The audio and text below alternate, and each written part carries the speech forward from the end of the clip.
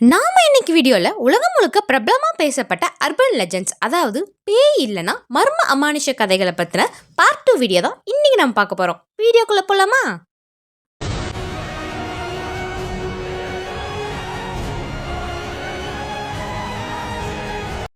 நாம முதலாவதா பார்க்க போறது தான் மனநாங்கல். பேருக்கேத்த மாதிரியே இந்த கதையும் ரொம்ப வித்தியாசமானது. இந்த பேய் பிலிப்பைன்ஸ் நாட்டை சேர்ந்தது. இது பகல் நேரத்துல ஒரு சாதாரண பெண்ணா தான் இருக்குமா.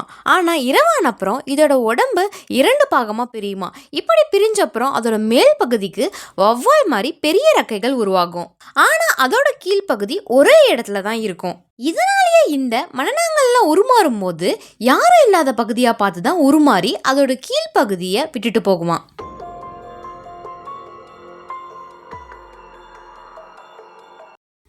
அந்த ரெக்கையோட இருக்க மேல் பகுதி இரவு நேரத்துல உணவு தேடி போகும்.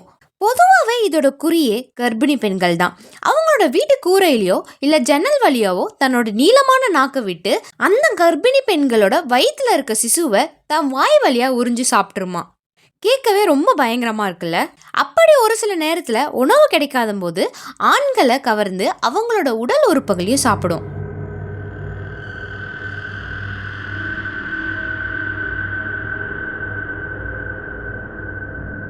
இந்த மனநாங்கல்லாம் பகல் நேரம் வரத்துக்குள்ள தன்னோட மீதி பாதி உடம்போட போய் சேர்ந்துரும். அது மட்டும் இல்லாம அடுத்த நாள் ஒரு சாதாரண பெண்மணியான வாழ்க்கையை தொடர ஆரம்பிச்சிருவாங்க. இப்படி பகல்ல பெண்ணாவும் இரவுல மனநாங்களாவும் மாறி மாறி வாழ்ந்து வந்துட்டு இருக்குமா. இந்த மனநாங்கல் ரொம்பவே பயங்கரமானதா. ஏன்னா சாதாரணமாவே இதை அழிக்கவே முடியாது. சரி, இப்படிப்பட்ட ஒரு விஷயத்த அழிக்கவே முடியாதான்னு கேட்டா அதுக்கும் ஒரு வழி இருக்கு.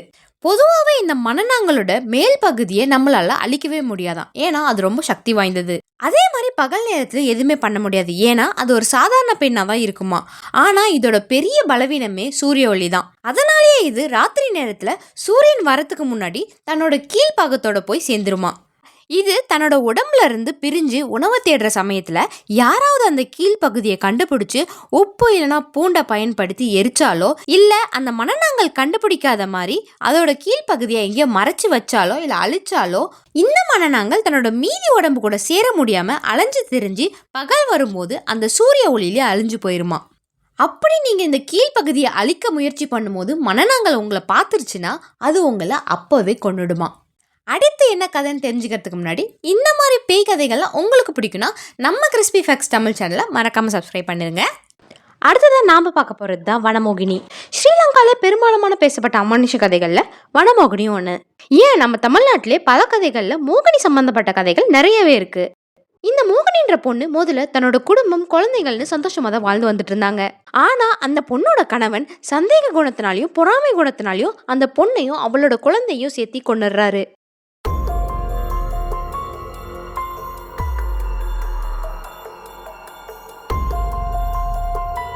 இறந்து போனப்புறம் இந்த பெண் ஒரு சந்தோஷமான வாழ்க்கை தன்னோட குழந்தை கூட வாழ முடியலையே அப்படின்ற ஒரு சோகத்தினாலையும் கோபத்தினாலையும் வனமோகினியா மாறுறாங்க. அது மட்டும் இல்லாம இந்த வனமோகினிக்கு ஆண்களை பார்த்தாலே ஒரு கோபம் இருந்துட்டே இருந்துச்சு. ஸ்ரீலங்கா மக்கள் இந்த வனமோகினியை தனியா காட்டுக்கு போனாலோ இல்ல தனியா ஏதோ ரோட்ல போனாலோ பார்த்ததா சொல்றாங்க. இந்த வனமோகினி பார்க்க வெள்ளை நிற புடவை அழிஞ்சிட்டு கையில ஒரு குழந்தைய வச்சுட்டு அழகான நீளமான கருப்பு முடியோட இருக்குமா. அப்படி தனியாக போயிட்டு இருக்கும் போது யாராச்சும் இந்த வனமோகினியை பார்த்து உங்களுக்கு ஏதாச்சும் உதவி வேணுமா அப்படின்னு கேட்பாங்களாம். அப்படி கேட்கும் போது என்னோட குழந்தைய மட்டும் ஒரு நிமிஷம் பிடிச்சிக்கிறீங்களா அப்படின்னு சொல்லிட்டு தன்னுடைய புடவையை அட்ஜஸ்ட் பண்ணுற மாதிரி இதை ஏதோ வேலை செய்கிற மாதிரி பண்ணுவாங்களாம். அந்த சமயத்தில் இந்த குழந்தையோட வெயிட், அதாவது அந்த குழந்தையோட கனம் அதிகமாயிட்டே போகுமா. முதல்ல அந்த குழந்தைய வாங்கும் போது மென்மையாக தான் இருக்குமா. ஆனால் கொஞ்சம் நேரம் போக போக போக அதோட வெயிட் அதிகரிச்சுட்டே போகுமா. அவங்களால தூக்க கூட முடியாதான். அப்படி அவங்க தூக்க முடியாமல் தடுமாறி விழும்போது அந்த குழந்தையும் வனமோகினியும் சேர்ந்து காணாமல் போயிடுவாங்களாம். அப்படி அந்த குழந்தைய தூக்குனவங்க பைத்தியமாவோ இல்லை ஏதாச்சும் ஒரு மனநிலை பாதிக்கப்பட்டு கொஞ்ச நாள்லே இறந்துருவாங்களாம்.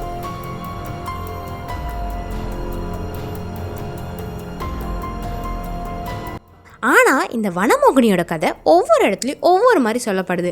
ஒரு சில இடங்களில் அவங்க குழந்தையோட நின்று லிஃப்ட் கேட்குற மாதிரியும் அவங்க உதவி பண்ணும்போது அவங்கள கொல்ற மாதிரியும் சொல்கிறாங்க. ஒரு சில கதைகளில் இந்த குழந்தைய தூக்கி வெயிட் ஏறி அவங்கள பைத்தியாக்குற மாதிரி சொல்கிறாங்க. ஆனால் எல்லா கதையிலையும் பொதுவாக இருக்க ஒரு விஷயம் என்னென்னா வனமோகினியை நீங்கள் பார்த்தா அந்த இடத்துல இருக்கக்கூடாது அப்படின்றது தான். அடுத்தது நாம பார்க்க போகிறது ஜானட் இன் ரெட் ட்ரெஸ். மலேசியாவில் பெரும்பாலுமான பேசப்பட்ட அமானுஷ கதைகளில் இது ஒன்று.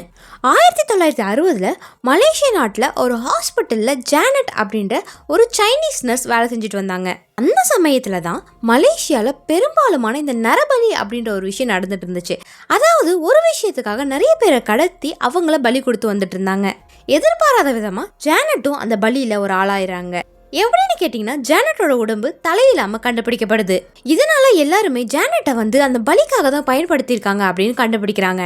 ஜானட் இறந்தப்புறம் ஜானட்டோட அப்பா அம்மா ஜானட்டை ஒரு சிகப்பு துணியிலும் சிகப்பு ஷூவும் வச்சு அவங்கள புதைக்கிறாங்க. கொஞ்ச நாள் கழிச்சு அதே பகுதியில் நிறைய பேர் சிகப்பு உடையோட ஒரு பெண்ணை பார்த்ததா சொல்கிறாங்க. அந்த பொண்ணு எப்பயுமே அதே சிகப்பு உடைய போட்டுட்டு நிறைய கிளப்புக்கோ இல்லை அந்த ரோட்லேயோ பார்த்ததா நிறைய பேர் சொல்கிறாங்க. அங்கே இருக்க மக்கள் ஜானட்டோட ஆன்மா தான் சாந்தி அடையாமல் இங்கே ரெட் ட்ரெஸ்ஸில் சுற்றிட்டு இருக்கு அப்படின்னு நம்புகிறாங்க. அவங்க சொன்ன தகவல் படி அந்த பொண்ணு சிகப்பு ட்ரெஸ்ஸில் ரொம்ப நீளமான அழகான முடி வச்சுட்டு அந்த ஒரு பிரிட்ஜில் நடந்து போயிட்டு இருக்கிறத நிறைய பேர் பார்த்துருக்காங்க. இதனாலே அங்கே இருக்க ஆண்கள் இரவு நேரத்தில் பெண்களை அப்ரோச் பண்ணுறதே நிறுத்தினாங்க. ஒரு நாள் மழை அதிகமாக பெஞ்சிட்டு இருக்கும்போது ஒரு டாக்ஸி டிரைவர் இந்த மாதிரி ரெட் ட்ரெஸ் போட்டுட்டு ஒரு பொண்ணு நடந்து போகிறத பார்த்துருக்காரு. பார்த்தோன்னே உங்களுக்கு லிஃப்ட் வேணுமான்னு சொல்லி அந்த பொண்ணை ஏற்றிட்டும் போயிருக்காரு. அந்த பொண்ணை ஏற்றதுக்கு அப்புறமா அந்த ரைடு ரொம்ப அமைதியாக இருந்திருக்கு.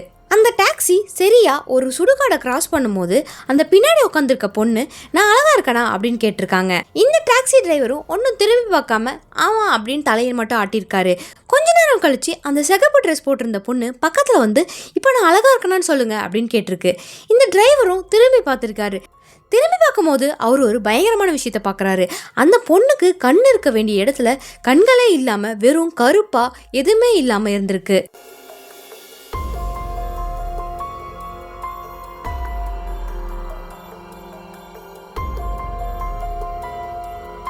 அதை பார்த்து பயந்த டிரைவர் வண்டியை ஓரமாக நிறுத்திட்டு ஓடி இருக்காரு.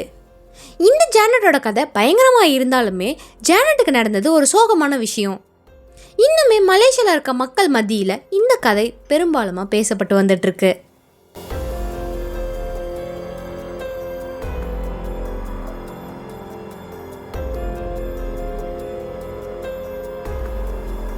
கதைகளில் எந்த கதை உங்களுக்கு பிடிச்சிருந்துச்சுன்னு மறக்காம கமெண்ட்ல சொல்லிட்டு ஒரு லைக் பண்ணிருங்க. இந்த வீடியோவோட பார்ட் 1 இன்னும் பார்க்காம இருந்திருந்தா கீழே லிங்க்ல கொடுத்துருக்கேன், மறக்காம பார்த்துட்டு போயிருங்க. உங்களை நான் அடுத்த வீடியோல சந்திக்கிறேன். Bye bye.